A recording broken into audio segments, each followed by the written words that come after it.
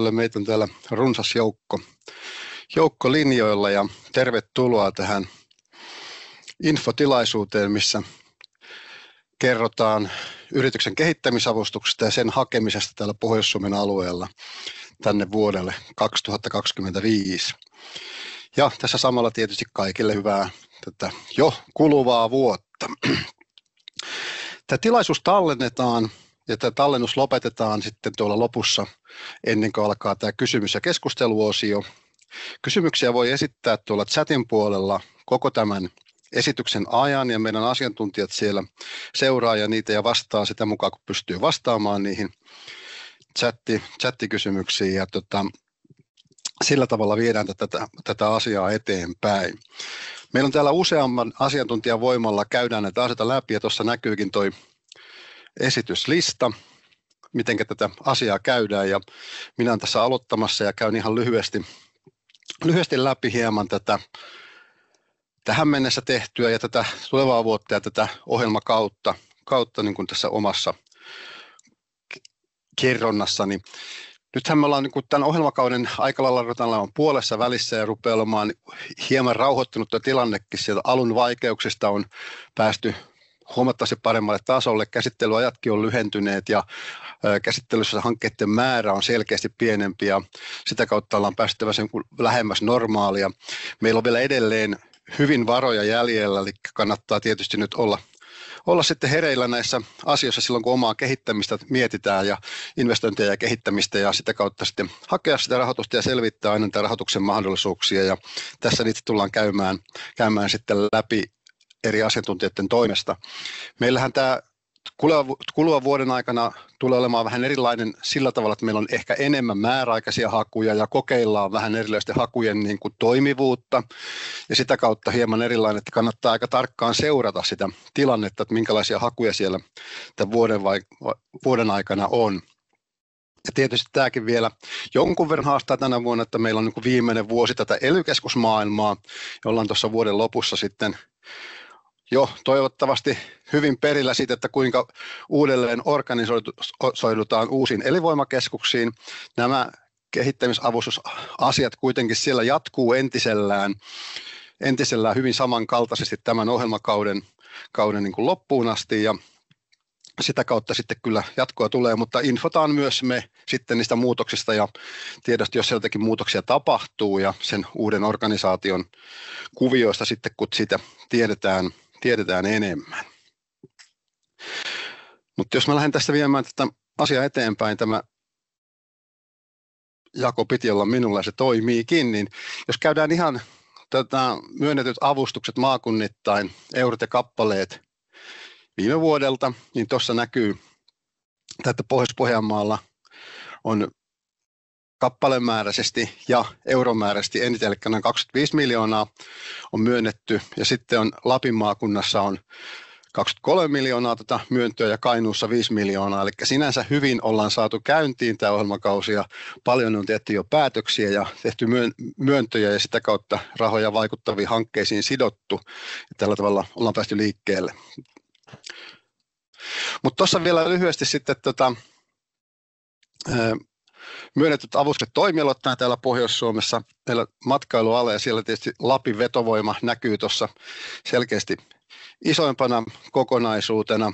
Sitten siellä on metallituotteiden valmistus, ICT-terveysteknologia, oli puutavara- ja puutuoteteollisuus ja muut toimialat mukaan lukien kaivosala oli siellä vielä isompana, mutta tuossa noin näkyy. Sitten on tuo muu valmistava teollisuus, eli sinänsä varsin perinteisille aloille jakautuminen. Tuo matkailun suuri osuus on selkeästi semmoinen niin kuin yllättävä asia. Ehkä tuo ICT-terveysteknologia on jonkun verran yllättänyt, että se on ollut aikaisemmin selkeästi merkittävä alue, niin se on nyt sitten jonkun verran pienempi. Pitääkö Anne sun nyt vaihtaa sitä sieltä seuraava?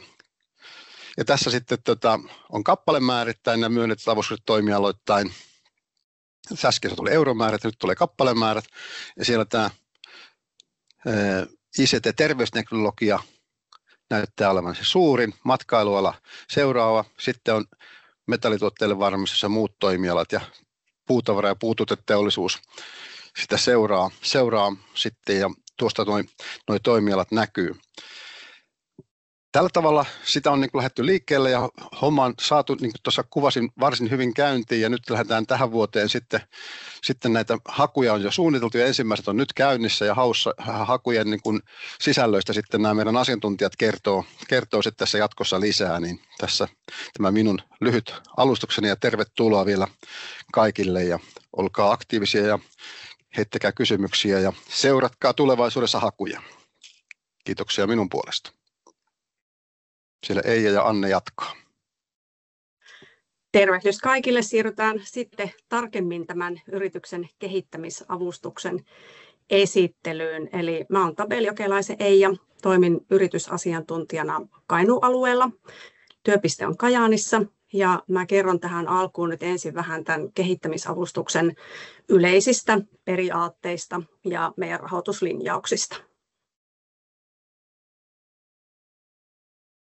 Annella on vielä mikki kiinni. No niin, otetaanpa uusiksi. Eli olen Syväjärven Anne tältä Lapin puolelta yritysasiantuntijana ja sitten tuossa Eijan jälkeen kerron lähemmin noista eri tukimuodoista ja muista yleisistä muistettavista asioista, joita hankkeisiin liittyy.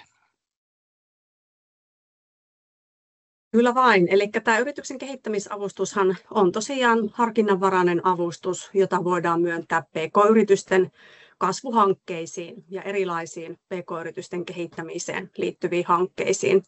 Eli tosiaan ne toimenpiteiden sisällöt ja tavoitteetkin voi olla hyvin monentyyppisiä. Siellä voi olla monenlaista kehittämistä ja investointeja mukana, mutta oleellista on se, että siellä on selkeästi se yrityksen kasvutavoite, jota se hanke sitten jollakin tavalla merkittävästi edistää.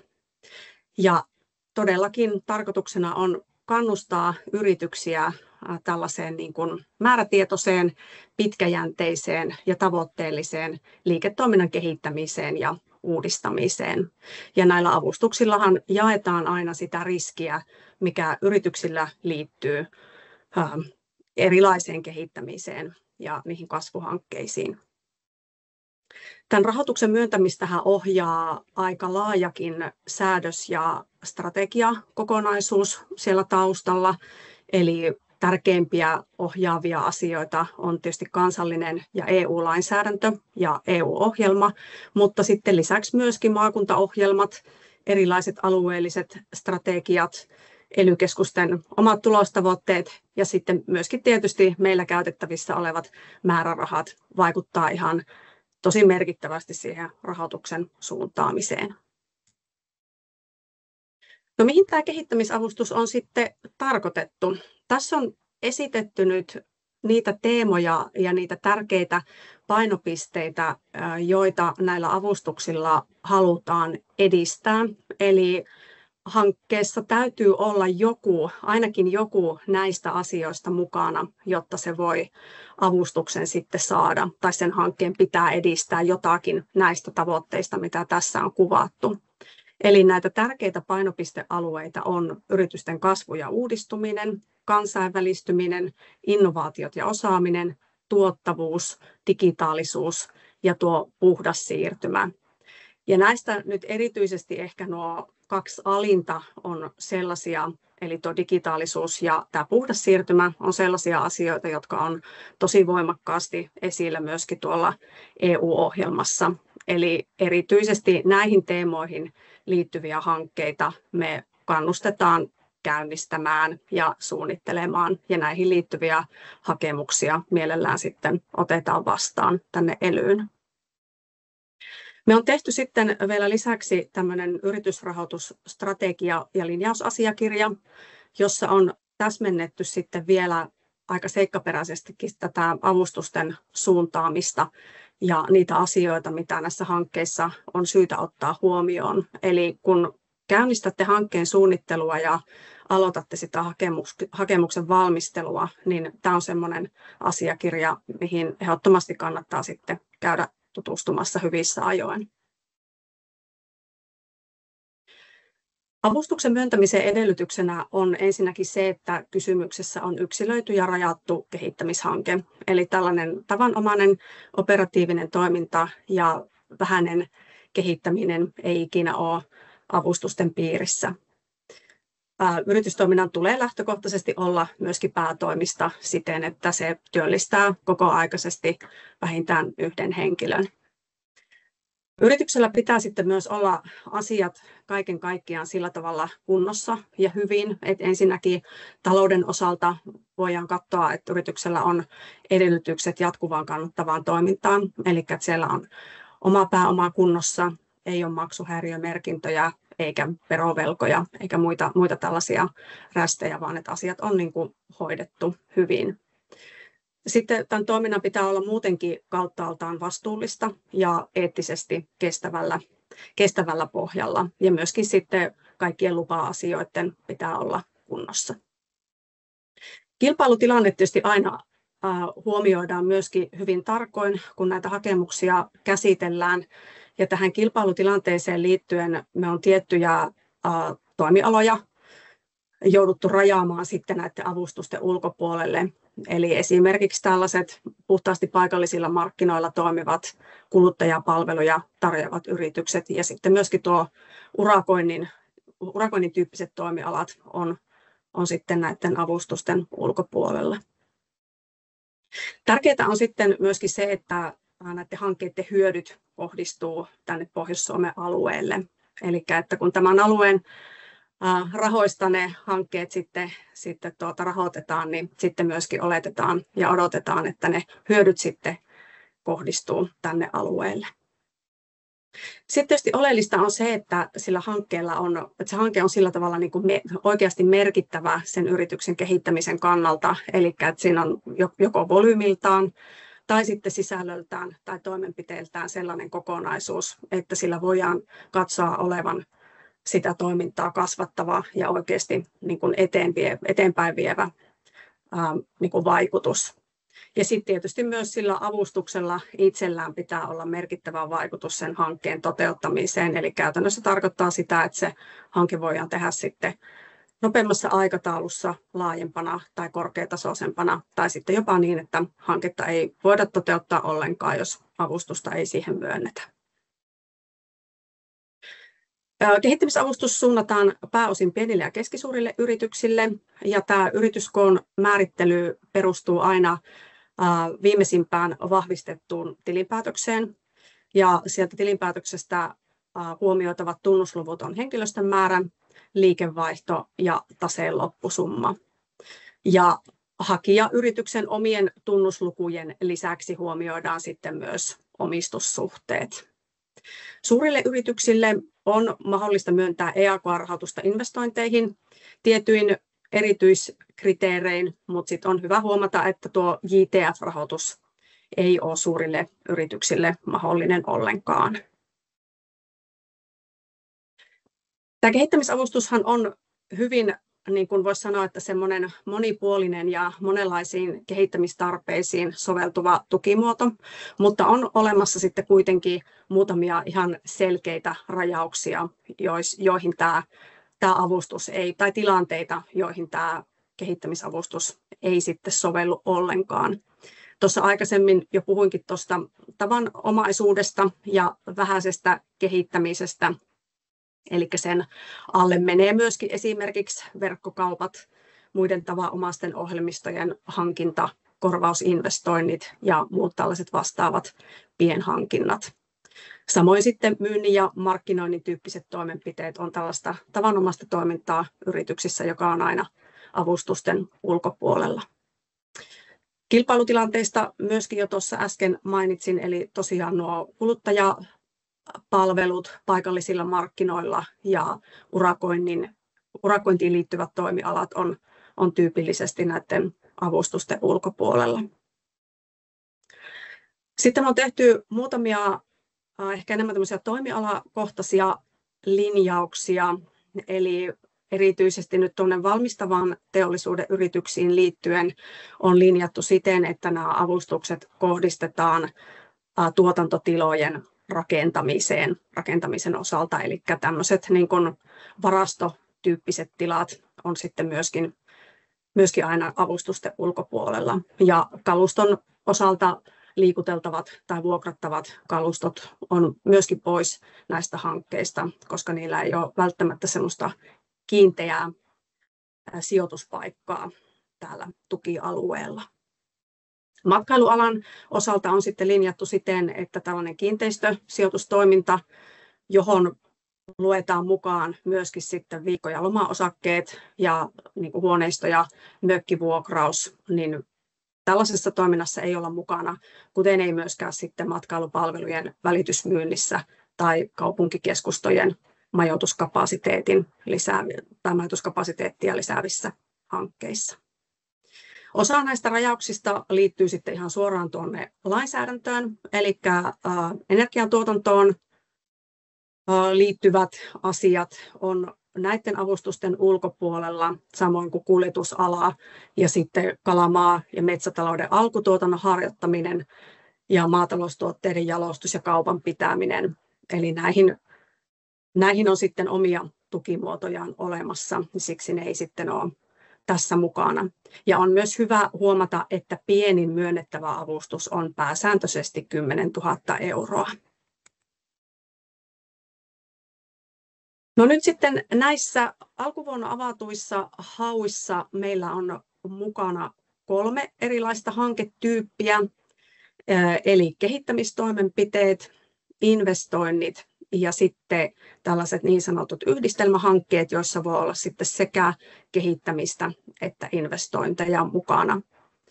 Anne kertoo tuossa sitten hetken päästä tarkemmin näiden sisällöistä, mutta tässä ehkä nyt viime vuoteen verrattuna on tärkeää huomata se ero, että nuo kertakorvaushankkeet tullaan tänä vuonna avaamaan vain määräaikaisina hakuina erikseen ilmoitettavina ajankohtina. Eli nyt näissä alkuvuonna avatuissa hauissa tämä kertakorvausmalli ei ole mukana ollenkaan. Meillä tässä esityksessä useammassa kohtaa esiintyy nyt tuo termi flat rate, eli sehän tarkoittaa käytännössä tämmöistä kiinteää prosenttiosuutta, jolla osa hankkeen kustannuksista, eli niin sanotut välilliset kustannukset korvataan. Eli kun siellä eurojärjestelmässä nyt sitten olette valmistelemassa sitä hakemusta, niin tämä järjestelmä lisää nämä prosenttimääräiset kustannukset automaattisesti sinne hakemukselle. Eli niitä ei tarvitse itse sinne laskea eikä merkitä, ne tulee sinne suoraan. Ja näitä flat rate-kuluja ei myöskään esitetä maksatushakemuksessa, eikä niitä todenneta hankkeen kirjanpidosta. Eli tämän tavoitteena on nyt sitten keventää hallinnollista työtä sekä asiakkailla että täällä ELY-keskuksessa. Sitten Anne jatkaa tästä eteenpäin. Joo, kiitoksia. No seuraavaksi sitten pureudutaan vähän noihin erilaisiin hanketyyppeihin, eli esitellään näitä kustannusmalleja hanketyypeittäin, ja tässä ensimmäisenä on kehittämistoimenpiteet. Ja näissä nyt on tämä flat rate 7% malli, eli se tarkoittaa näitä välillisiä menoja, jotka prosenttimääräisesti korvataan. Ja nämä varsinaiset välittömät kustannukset sitten muodostuu näistä menolajeista, jotka on esitelty tuossa vasemmalla puolella laatikoissa. Eli käytännössähän niin kuin monesti tämmöisissä kehittämishankkeissa tarvitaan sitten ulkopuolisia palveluita ja asiantuntijoita, niin niiden kustannuksia voi sisällyttää hankkeeseen. Ja tuotekehitystyyppisissä hankkeissa voi sitten olla tämmöisiä tuotteiden kehittämiseen liittyviä raaka-aine- ja puolivalmistekuluja.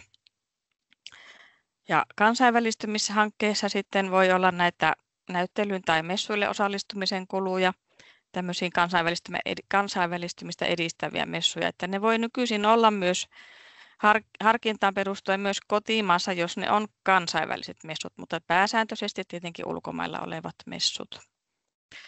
Ja sitten voi myös olla tämmöisissä kansainvälistymishankkeissa tämmöistä ulkomaan matkakuluja, eli kun selvitetään vielä niitä markkinoita, että ne ei vielä ole varsinaisia myyntimatkoja, eli kartoitetaan niitä potentiaalisia asiakkaita tai sitten näitä messuille osallistumisen matkakuluja.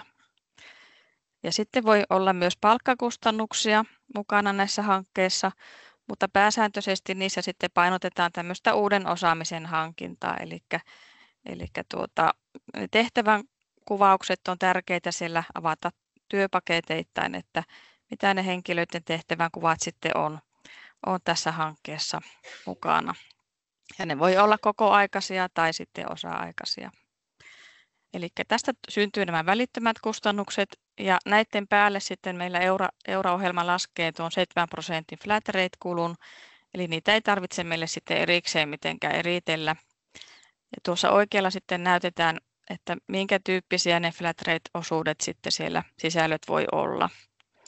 Ja nyt sitten verrattuna aiempiin ohjelmakausiin, niin erityisesti esimerkiksi nämä messumatkat, niin nyt niihin liittyvät ulkomaan matkakulut siellä perillä kohteessa, kuten majoituspäivärahat, ateriat ja matkakohteen sisäiset matkat, niin ne korvataan tällä flat rateillä.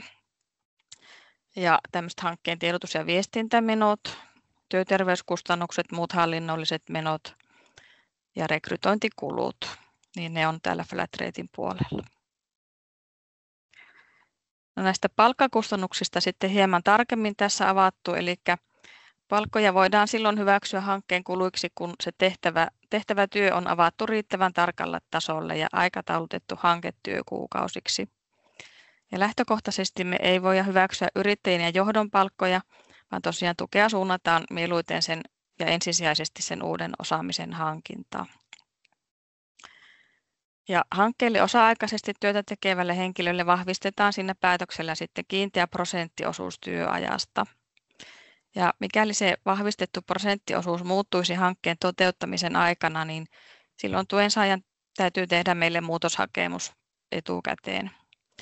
Ja tuo vuotuinen työaika täytyy olla vähintään 20% tai harkinnan mukaan vähintään kuitenkin 10% vuotuisesta työajasta. Ja nykyisellään ei sitten ole tuota tuntikirjanpitovelvoitetta. Ja nämä palkkakulut korvataan tosiasiallisesti aiheutuneisiin ja maksettuihin tukikelpoisiin kustannuksiin perustuen. Ja lomapalkat voidaan hyväksyä niiltä osin, kun ne on ansaittu hankeaikana ja maksettu ennen maksatushakemuksen jättöä. Ja Eurassa sitten järjestelmä laskee näiden haettujen palkkojen päälle kiinteän vakiosivukuluprosentin, joka on 26,44, ja se sisältää jo itsessään sitten lomarahan ja lakiin perustuvat työnantajasivukulut. No sitten tämmöiset tulospalkkiot, bonukset tai muut näihin rinnastettavat vapaaehtoiset työnantajan maksamat edut tai hanketyöhön liittymättömät erät ei ole tukikelpoisia. No tässä sitten on tämä investointihankkeen tyypillinen menolajit esiteltynä, eli mistä kustannuksista se hanke voi koostua. Eli tässä on vasemmalla nämä eri menolajit, ja siellähän on niin kone- ja kalustoinvestointeja, tämmöistä uuden teknologian hankintaa tyypillisesti. Ja se voi olla niin suoraostona tai sitten leasing-rahoitteisena, mutta silloin leasing-rahoitteisena se on tämmöistä de minimis-tukea, ja se tuki kohdistua vain siihen hankkeen toteutusajan mukaisiin kustannuksiin. Sitten voi olla aineettomia investointeja, esimerkiksi patenttien tai muun tämmöisen hankintaa.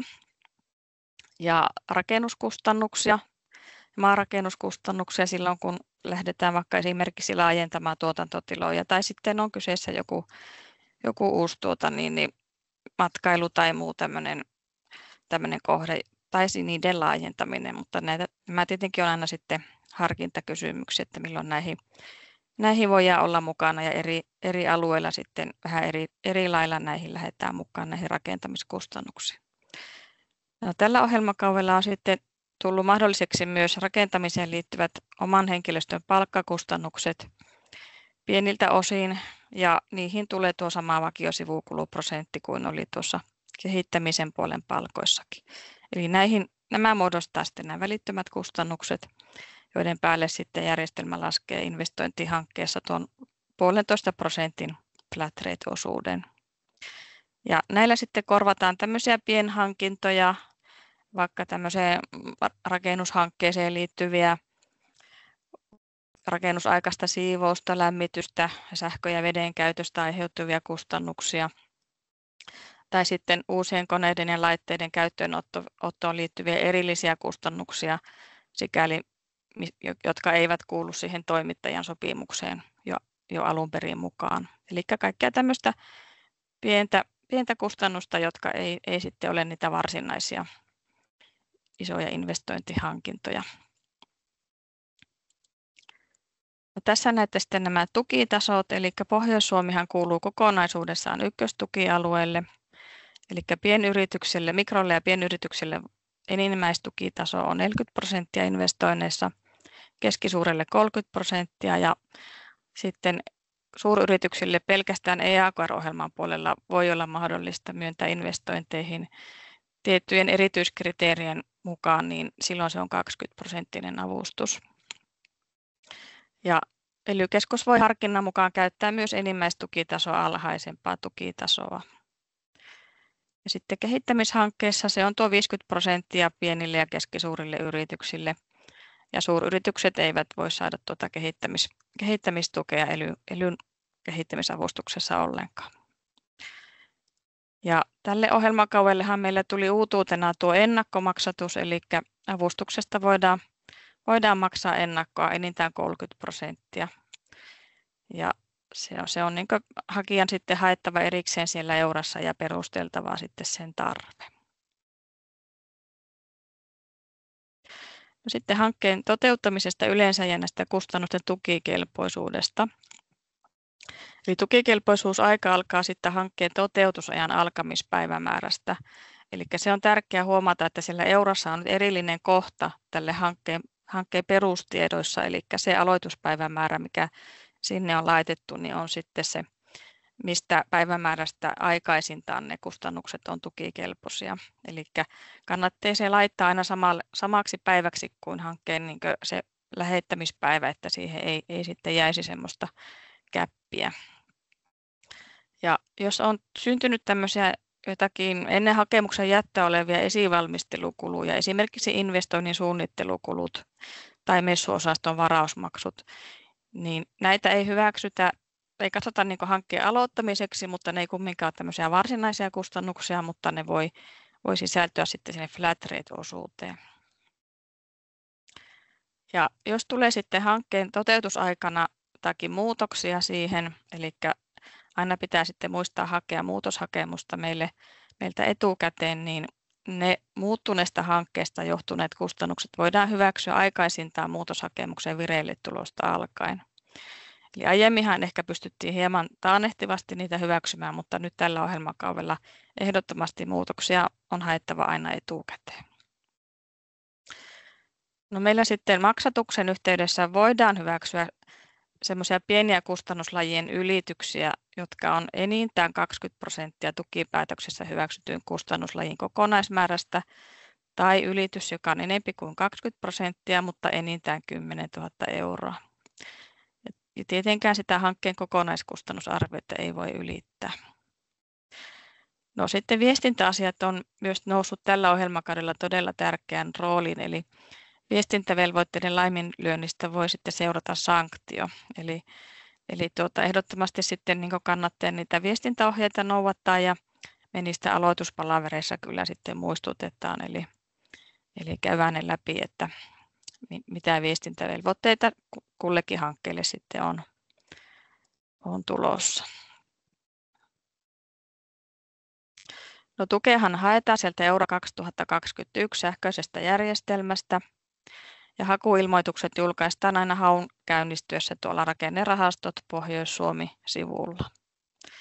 Ja yrityksen puolesta voi asioida sellainen henkilö, jolla on kaupparekisteriin merkitty organisaation nimenkirjoitusoikeus. Ja muut henkilöt tarvitsevat sitten suomi.fi-valtuuden ja sen valtuuslajin nimi on rakennerahastohankkeiden asiakirjojen valmistelu, käsittely, jättö ja tietojen hallinnointi. Ja tuolla Rakennerahasto-sivulla on tosiaan näitä hakukortteja tosi paljon, eli siellä on myös muidenkin kuin ELYjen, Lapin liiton tai näiden maakuntaliittojen tai sitten meidän ESR-puolen hankkeiden hakukortteja, niin nämä meidän yritystukien hakukortit erottaa siitä, että ne on tämmöisellä vähän vaaleavihreällä pohjalla, niin ne on haluttu sitten sillä tavalla vähän nostaa sieltä, helpottaa sitä hakijoiden työtä, bongata sieltä ne oikeat haut. No sitten hakemuksessa on tärkeinä liitteinä, niin kuin sisällöstä riippuen, aina tulee olla seuraavia liitteitä kustannusten perusteeksi. Eli nämä nopeuttaa ja jouhevoittaa sitä käsittelyä sitten täällä meidän päässä. Eli Selvitykset hankkeen oman rahoitusosuuden kattamisesta, eli esimerkiksi pankin lainatarjoukset, selvitykset pääomasijoituksista ja kassavirtalaskelma.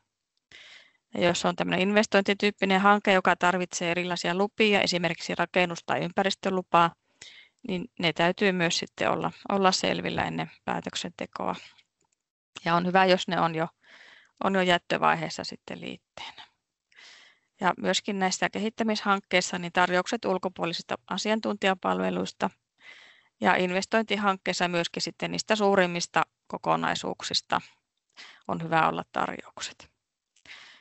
Ja kansainvälistymishankkeessa toivotaan, että olisi tarkennettu matka- ja messusuunnitelma, johon on yksilöity ne matkakohteet, ketä matkustaa ja mistä ne kustannukset muodostuu. Ja tuotekehityshankkeessa voisi olla sitten hyvä olla erillinen selvitys näistä raaka-aine- ja puolivalmistekuluista. Esimerkiksi tarjouksia tai listauksia ainakin niistä raaka-aineista ja ostoista.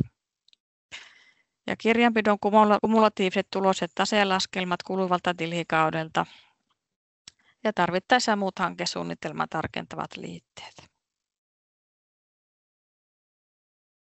Tämä taisikin olla minun osuuden viimeinen, niin kiitoksia ja annetaan puheenvuoro Kaima Annelle sinne Ouluun. Hyvää iltapäivää minunkin puolesta. Mä oon Pulkkisen Anne ja toimin johtavana yritysasiantuntijana täällä. Ja tänään mä kerron teille yrityksen kehittämisavustuksen määrärahoista ja niistä, mitä hakuja me on nyt avattu täällä Pohjois-Suomessa. Eli me avattiin nyt tämän viikon maanantaina 4 hakua. Niistä 1 on auki koko Pohjois-Suomessa, 1 on auki 2 maakunnassa ja 2 on auki vain 1 maakunnassa. Ja mietittiin tätä esitystapaa ja tultiin siihen tulokseen, että esitetään nämä maakunnittain, niin ehkä helpommin teille sitten jää mieleen, että mitä on auki missäkin maakunnassa. Ja lähdetään Pohjois-Pohjanmaalta. Eli yrityksen kehittämisavustuksen haku Pohjois-Pohjanmaalla ja Kainuussa on tosissaan avattu maanantaina ja se on auki marraskuun loppuun saakka. Varmaan ihmettelette, että miksi jatkuva haku ei ole joulukuun loppuun asti. Ja tämä johtuu siitä, että me saatiin TEMiltä ohje, että tähän elinvoimakeskuksen perustamiseen liittyen niin hakuja ei saanut pitää joulukuun loppuun asti auki. Pohjois-Pohjanmaalla tässä on arviolta 22 miljoonaa euroa. Nämä arviot johtuu siitä, että tässä on laskettu sekä meidän tämän vuoden määräraha, että sitten se arvio, kuinka paljon euroja meillä siirtyy edelliseltä vuodelta, niin sen takia arvioidaan tämä. No, tässä jatkuvassa haussa meillä on auki kaikki muut erityistavoitteet paitsi 1.1. Ja Pohjois-Pohjanmaalla me pyydetään hakemukset tänä vuonna pääasiassa tähän EAKR-hakuun. Aikaisempina vuosina me on pyydetty ne pääsääntöisesti JTF:ään, mutta nyt tosissaan on muutos. Ja tämän hakutunnus on POP-ELY 60. Sitten meillä Pohjois-Pohjanmaalla on jatkuvana hakuna myös JTF samalla ajanjaksolla kuin tuo edellinenkin. Ja siinä meillä on arviolta 7,4 miljoonaa euroa rahoitusta. Ja nyt me päädyttiin siihen, että me pyydetään suuret hankkeet, joissa se haettu avustus on yli 500 000, niin tänne JTF:ään. Tämä linjaus johtuu siitä, että täällä JTF:ssä ei ole näitä erityistavoitteita, niin meidän on hieman helpompi sitten rahoittaa näitä isompia hankkeita sieltä. Sitten meillä on koko Pohjois-Suomessa auki PK-yritysten tutkimus- ja kehittämishankkeiden sekä uuden teknologian hyödyntämisen haku, jossa on auki vain EAKR:n erityistavoite 1.1. Ja se on määräaikainen haku, joka on auki nyt helmikuun loppuun saakka. Ja sitten meillä maaliskuussa aukeaa uusi haku, joka on auki tuonne toukokuun 2. päivään asti. Ja Pohjois-Pohjanmaalla tähän on rahoitusta 3,3 miljoonaa euroa ja meidän hakutunnus tässä on POP-ELY 62. No sitten mikä on vielä eroa meidän edelliseen vuoteen on se, että kertakorvaushankketyyppejä ei ole avattu nyt näissä auki olevissa hauissa. ollenkaan. Eli meillä on suunnitteilla, että avaisimme erillisen kasvun kiitoratahaun tuossa maaliskuussa, mutta sitä ei ole vielä päätetty tarkkaa ajankohtaa, niin siitä meillä ei ole vielä kertoa tarkempia tietoja. Sitten siirrytään Kainuuseen. Kainuussa on yrityksen kehittämisen avustuksen haku Pohjois-Pohjanmaalla ja Kainuussa, niin kuin tuo edellinenkin, ja siellä Kainuussa on määrärahoja 4,9 miljoonaa euroa. Ja sitten tässä koko Pohjois-Suomessa auki olevassa PK-yritysten tutkimus- ja kehittämishankkeiden sekä uuden teknologian hyödyntämisen haussa Kainuussa on määrärahoja 0,4 miljoonaa euroa. Sitten siirrytään Lappiin. Lapissa on avoinna oma hakuilmoitus yrityksen kehittämisavustuksen haulle EAKR:stä vastaavana ajankohtana kuin Kainuussa ja Pohjois-Pohjanmaalla. Ja siellä määrärahoja on 10,8 miljoonaa euroa. Ja sen hakutunnus on POP-ELY 61. Sitten tässä koko Pohjois-Suomessa auki olevassa PK-yritysten tutkimus- ja kehittämishankkeiden sekä uuden teknologian hyödyntämisen haussa Lapissa on määrärahoja noin 3,1 miljoonaa euroa.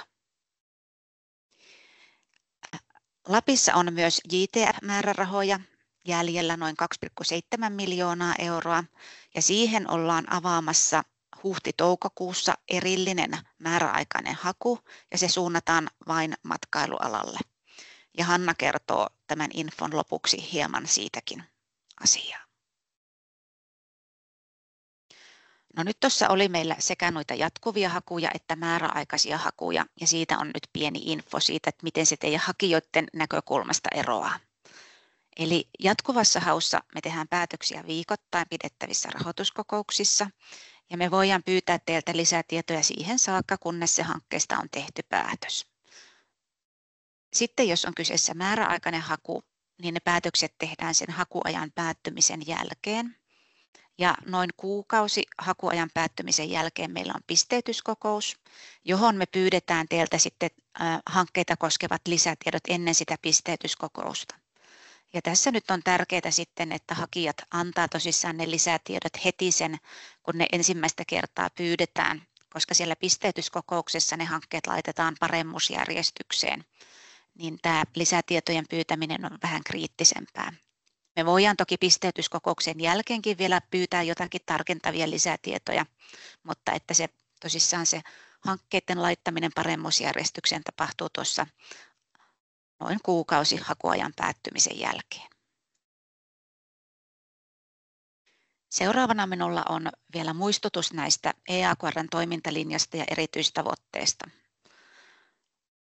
Voisi ajatella niin, että kaikki PK-yritysten hakemukset sopii tuonne erityistavoitteeseen 1.3, PK-yritysten kasvun ja kilpailukyvyn parantaminen. Mutta koska meillä tämä määräraha on jakautunut näihin 6 erityistavoitteeseen, niin sen takia, kun määrärahat on nyt tänä vuonna vähempänä kuin aikaisempina vuosina, niin on tärkeää, että hakemus laitetaan siihen oikeaan erityistavoitteeseen heti. Ja sen takia on hyvin tärkeää, että te keskustelette myös etukäteen meidän asiantuntijoiden kanssa ennen kuin laitatte sitä hakemusta. Tästä erityistavoitteesta 1.1 oli siis se erillinen määräaikainen haku, josta Kitte kertoo minun jälkeen lisää. Sitten jos teillä on digihanke, niin se osoitetaan tuonne erityistavoitteeseen 1.2. Ja jos on sitten energiatehokkuustoimenpiteitä edistävä tai kasvihuonepäästöjä vähentävä, tai jos on puutuoteteollisuuden hanke, niin ne menee tuonne erityistavoitteeseen 2.1. Erityistavoite 2.2 ilmastonmuutoksen sopeutumisen ja riskien ehkäiseminen, niin täällä meillä on aika vähän määrärahoja, mutta pieniä kehittämishankkeita sinnekin mahtuu. Erityistavoite 2.3 kiertotalouteen siirtymisen edistäminen, niin siellä erityisesti Pohjois-Pohjanmaalla ja Lapissa on määrärahoja, mutta Kainuun osalta siellä määrärahat on aika vähäiset. Me myönnettiin viime vuonna matkailun kehittämiseen Lappiin 18 miljoonaa euroa. Ja tänä vuonna meillä toi Lapin matkailun rahoittaminen on hyvin paljon haasteellisempaa. Investoinnit, joita voidaan rahoittaa, niin ne yleensä on tuossa erityistavoitteessa 1,3 ja Lapissa sitä on vielä näiden sisällä olevien hakemusten jälkeen jäljellä noin 3,3 miljoonaa euroa. Ja sitten meillä oli se JTF:stä se 2,7 miljoonaa euroa tuleva haku, josta Hanna kohta kertoo lisää. Mutta että kaiken kaikkiaan tämmöisten hyvin useita miljoonia haettavien hankkeiden rahoittaminen on vaikeutunut siis erityisesti Lapissa ja Kainuussa. Pohjois-Pohjanmaalla siihen on vielä vähän paremmat mahdollisuudet. Mutta sen takia tosissaan nämä etukäteiskeskustelut on meille hyvin tärkeitä. Mutta siirretään nyt puheenvuoro Kitelle ja voidaan jatkaa keskustelua sitten, kun nämä esitykset on käyty läpi.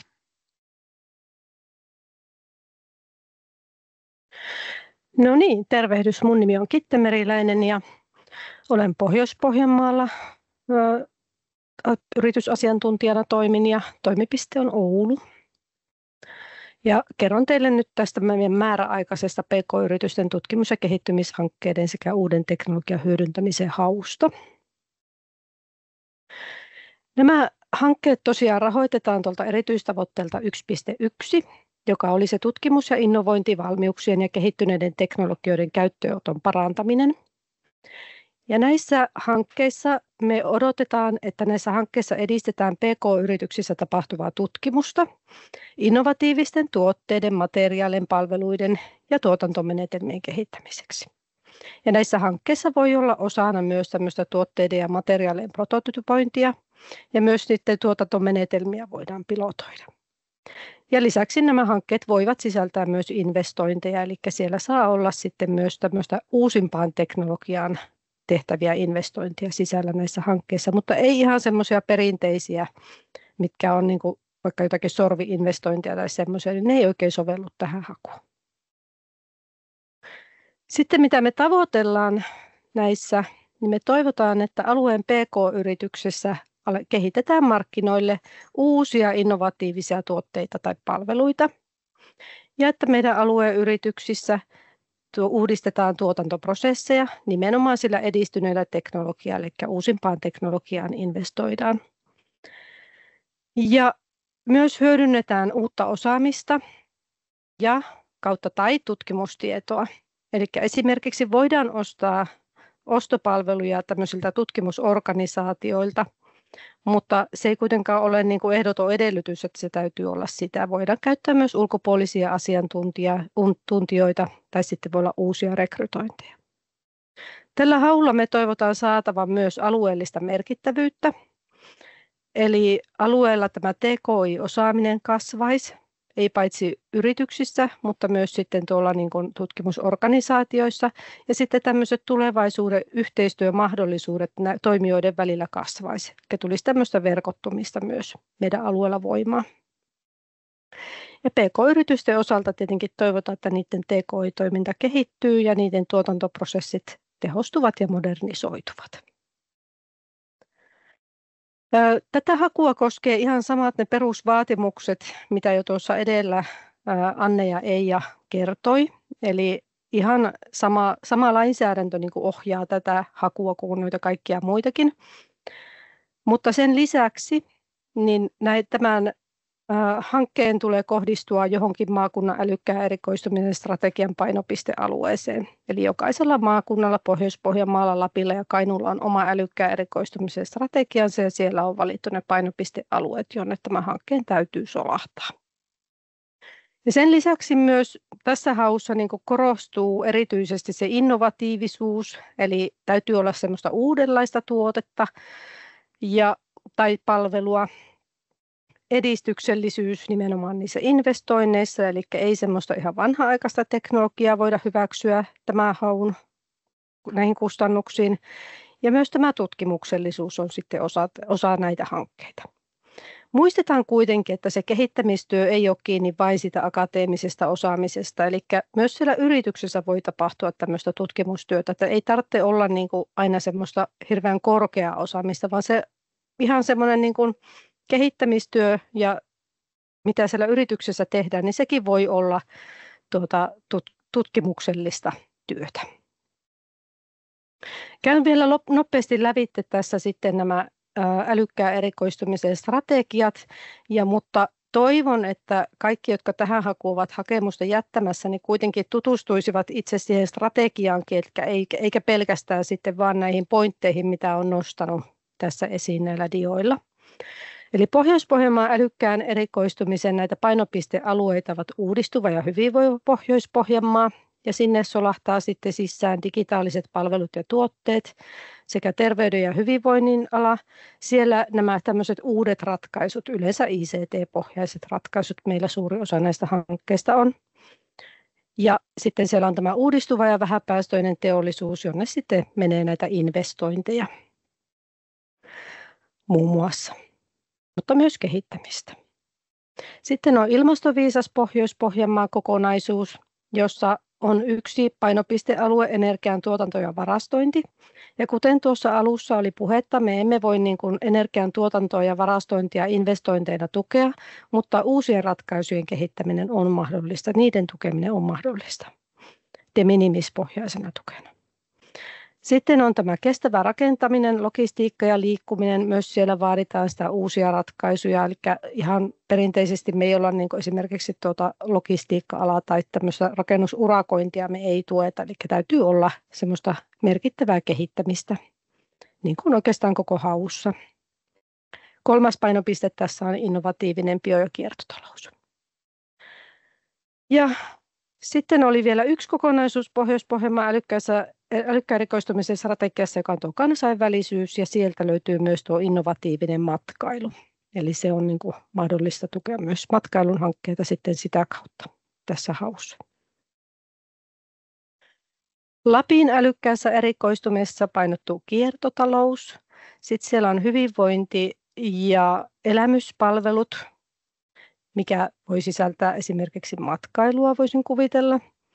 Ja sitten on teknologiat kestävän tuotannon ja palvelujen uudistajana, eli siellä myös sitten nämä investoinnit ja kehittäminen tuonne tuotantoyrityksiin onnistuisi.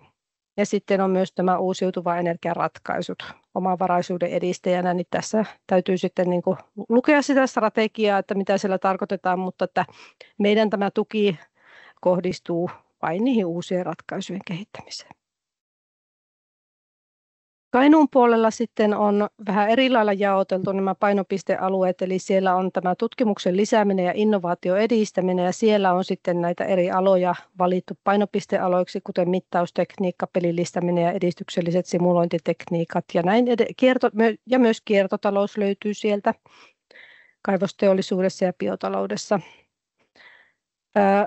Toinen painopistealue erikoistumispohjan vahvistaminen ja monipuolistaminen, ja sieltä löytyy myös useita aloja. Tuosta sote-alasta mainitsisin, että me emme niin kuin perinteisesti sote-alayrityksiä tue, mutta niin kuin tuolla Pohjois-Pohjanmaallakin, niin jos siellä on tämmöisiä uusia ratkaisuja ja niiden kehittämistä, niin semmoisissa voidaan mahdollisesti olla mukana. Biotalous, kaivos, metalli, ICT ja aktiviteettimatkailu oli ne toiset painopistealueet tuolla. Sitten on yhteydet ja integraatiot osiossa alustataloutta, kehittyvää teollisuuden aloja ja investointeja älykkään erikoistumisen teollisuuden aloille. Ja sitten läpileikkaavina sieltä löytyy myös tämä digitaalinen muutos ja vihreä siirtymä. Ja sitten annan puheenvuoron Hannalle. Kiitoksia. Kiitoksia. Eli Hanna Hietejärvi ja toimin yritysasiantuntijana täällä Lapissa ja istumapaikka on Rovaniemi. Ja käyn nyt läpi noita matkailuun liittyviä linjauksia. Eli tällä dialla on nyt yleisiä linjauksia, jotka koskettaa koko Pohjois-Suomea, eli Kainuuta ja Pohjois-Pohjanmaata myös.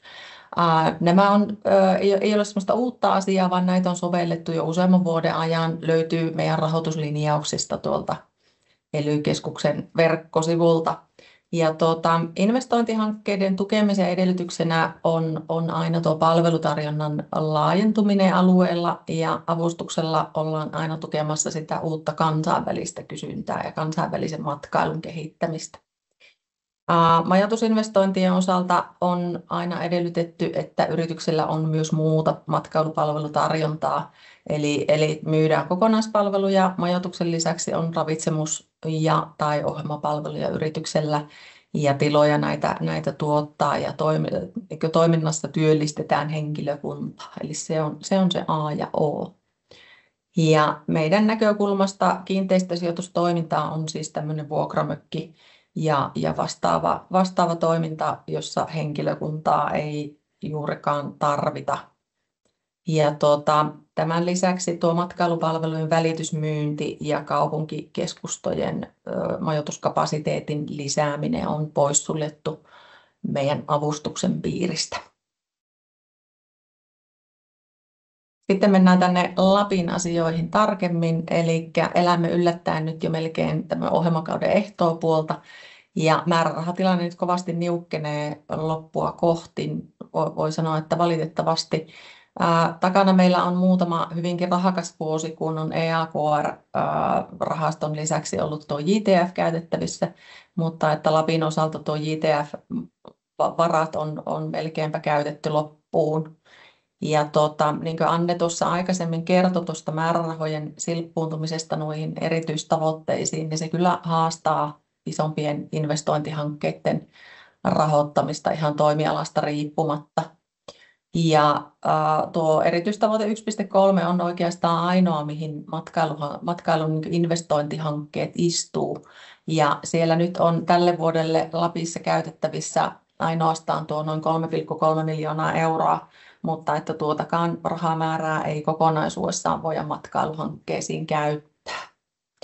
Eli tarkoittaa sitä, että nyt on merkittävä tiputus määrärahoissa, kun ajatellaan, että viime vuonna on matkailuhankkeita Lapissa tuettu 18 miljoonalla eurolla. Ja näin ollen olemme joutuneet linjauksia tekemään siitä, että minkälaisia matkailuhankkeita voidaan tukea nyt sitten tänä vuonna ja tulevina vuosina. Ja valitettavasti maksimitukitasoja, mitä tuo säädöspohja mahdollistaisi, niin ei voi soveltaa isommissa hankkeissa. Isommilla hankkeilla tarkoitetaan tämmöisiä miljoonaluokan hankkeita. Ja ylipäätään joudutaan erittäin tarkkaan punnitsemaan, että minkälaisissa matkailuhankkeissa voidaan olla mukana. Eli yksinkertaisesti määrärahat ei kaikkiin hyvinkään hankkeisiin riitä. Aluekehitysrahoituksen tarkoituksena on tukea kehittymättömimpiä alueita, ja tämän vuoksi matkailualan rahoitusta suunnataan niille matkailualueille, joilla ei ole vielä paljon palvelua ja kapasiteettia. Kittilä ja Rovaniemi on hyvin kehittyneitä alueita, eli majoitus- ja ravintolainvestointien osalta on suljettu pois avustuksen piiristä. Ja pääsääntöisesti rahoitusta suunnataan niille yrityksille, jotka toteuttaa ensimmäistä hankettaan. Eli voi siis olla tietenkin toimintaa jo, ei tarkoita, että uusille yrityksille, mutta että meiltä ei ole aiemmin isoja investointihankkeita rahoitettu. Ja ehdottomana painopisteenä on tuo sulan maan ajan matkailun kasvattaminen. Eli kyllä hankearvioinnissa joudutaan huomioimaan se, että miten yritystoimintaa pyörittää. Onko auki vain talvisesongilla vai onko tarkoituksena tarjota palveluja sitten myös sulan maa-aikaa ja pitää ovet auki. Ja tuo kansainvälinen matkailuhan on palveluvientiä meidän näkökulmasta, eli KV-matkailun kehittäminen on tietysti se rahoituksen painopiste. Ja kun Lappi on laaja alue, niin monenlaista matkailualuetta tänne mahtuu, niin tosiaan joudutaan nyt sitten alueellisestikin hiukan miettimään, että minkälaisilla alueilla ollaan sitten rahoituksella mukana, ja tuo innovatiivisuus ja uudet palvelut erityisesti sitten korostuu tuon sulan maa-ajan kehittämisen lisäksi. Matkailualan kehittäminen on muutakin kuin investointeja, eli myös kehittämishankkeita voi matkailualan yrityksillä olla palvelukehittämiseen, kansainvälistymiseen liittyen. Ohjelmapalvelukaluston investointeihin voi hakea avustusta, mutta ei kovin innokkaita olla tukemaan tämmöisiä moottorisoituja aktiviteetteja. Ja maailma kun muuttuu, niin tietenkin matkailualakin tässä muuttuu ja monenlaisia teemoja tämän Sulanmaan ajan matkailun lisäksi on pinnalla. Esimerkiksi digitaalisuus ja tekoäly ja myöskin vastuullisuus ja kestävyys. Ja sen takia haluamme kannustaa matkailualan toimijoita toteuttamaan innovatiivisia uudenlaisia hankkeita, joiden avulla voitaisiin tätä matkailualaa uudistaa ja saada uusia palveluja ja uusia tuotteita. Ja tähän tavallaan liittyen niin olemme tosiaan aukaisemassa tuon JTF-haun tuossa talvisesongin jälkeen huhti-toukokuussa. Ja se kohdistuu erityisesti ympärivuotisen matkailun kehittämiseen ja ohjelmapalvelutoimintaan ja juuri näitä innovatiivisia hankkeita, joilla voitaisiin vastata tähän TKI-intensiteetin kasvattamiseenkin, niin haetaan sitten tähän hakuun ja käytettävissä tämänhetkisen tiedon mukaan tuohon niin 2,7 miljoonaa euroa. Siinä oli matkailun osuus ja aletaan lähestyä infon loppupuolta. Nyt niin kuin kuulimme, niin erittäin tärkeää on olla yhteydessä meihin ennen kuin hakemusta jättää. Tuo määrärahatilanne vaihtelee suuresti ja haut vaihtelee suuresti. Eri maakunnissa on erilaisia hakuja, on määräaikaisia ja jatkuvia hakuja. Eli on tärkeää, että hakemus tulisi heti sinne uuteen hakuun. Ja tämän vuoksi kannattaa myös pidättäytyä sitä hankkeen aloittamisesta ennen kuin on ihan varma siitä, että se hakemus on oikeassa haussa. Ja tuo laadukas ja konkreettinen hankesuunnitelma on aina semmoinen hyvä neuvo. Oli maakunta tai yritys tai hanke mikä hyvänsä. Tässä vielä meidän yhteystiedot lopussa, eli toimitaan 3 maakunnassa ja 4 eri paikkakunnalla ja mielellään tosiaan neuvotaan ja ollaan teidän kanssa yhteyksissä. Ja lisäksi meillä on tuon valtakunnallinen puhelinpalvelu käytössä, eli arkisin 9-3 voi tavoitella sieltä saa neuvoja muun muassa tuo Eura-järjestelmään liittyen. Ja Yritys Suomi puhelinpalvelu taas sitten vastaa noihin valtuusasioihin. Ja lopussa hyödyllisiä linkkejä. Tämä diasettihan tulee nyt kokonaisuudessaan saataville sinne rakennerahastojen Pohjois-Suomen yritysrahoitusosioon, kunhan on saatu tarkisteltua saatavuudet ja tavoitettavuudet ja muut tärkeät asiat, niin tämä löytyy sitten sieltä ja voitte palata tähän diasettiin myöhemminkin. Ja samoin tosiaan tämä koko hakuinfon tallenne löytyy sieltä sitten, kun on saatu tekstitykset tehtyä niin samasta paikasta. Mut nyt varmaan voidaan tuo tallennus lopettaa ja ottaa kysymyksiä, jos niitä on, niin kiitos minunkin puolesta.